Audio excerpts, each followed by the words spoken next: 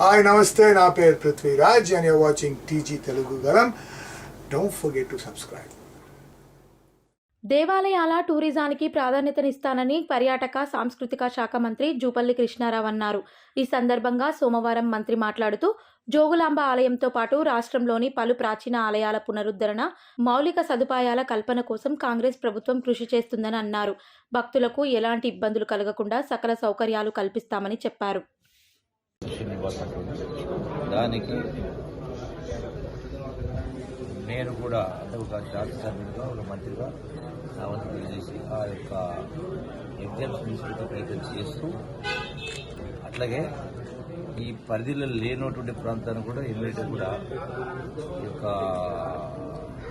Tourism development కోసం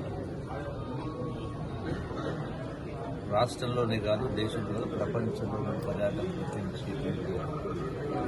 భాగంగా జోగులాంబ కూడా ప్రథమ స్థానంలో మా వంతు ప్రయత్నం చేస్తూ ఉంటామని నేను విజ్ఞప్తిస్తున్నాను.